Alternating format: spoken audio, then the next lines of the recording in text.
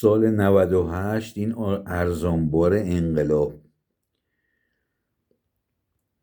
تمام وسایل ما رو دزدید. حالا چطوری شده؟ ارزشیای محله در خیابان باستان تهران که یکیشون هم آجیل فروشی داره به نام رحماد احمدی، زنش هم خرابه، این اومده بود به پدرم گفته بود این باربری اینقدر مورد اطمینانه که گویا زنش هم میسپره به اون.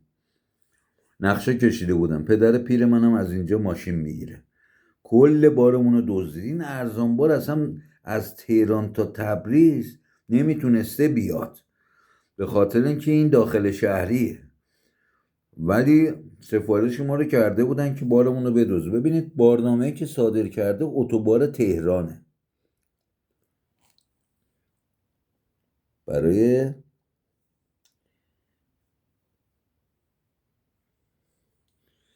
بعد من اومدم تهران، رفتم شکایت کردم و این شکایت من ورداشت قرار منع تعقیب صادر کرده. بعد اعتراض دادیم، دوباره اعتراض دادیم، همون رأی صادر شده.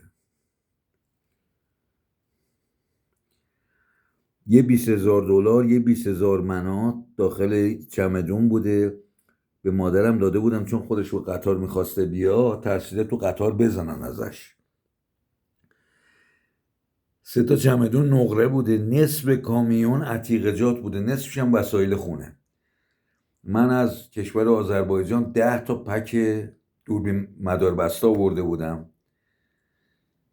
کولر گازی نو بوده داخل اینا، بخاری نو بوده، لباسای نو بوده، چند تا چمدون. قیمت تقریبیش اون زمان سال 98 که اینا دزدی کردن از ما، ببینید سال 98 قیمتش بوده، قیمت این اجناس بوده 10 میلیارد تومان. اون موقع دلار 3,000 تومان بود، 4,000 تومان بود. یه $20,000 و یه 20,000 منات آذربایجان دست مادرم بوده که اینا رو چون خودش با قطار میخواسته بیاد، اینا رو گذاشته قاطی که داخل یکی از چمدونا و روشو پر لباس کرده. کل بارو بردن دیگه.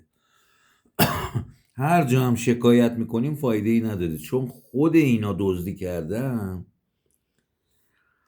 این ارزشی های محله توسط این باربری مزدور کل وسایل رو دزدیدن. این از دادسرای کثافت و دادگاه کثافت ناحیه 2 دادسراش سعادت آباد.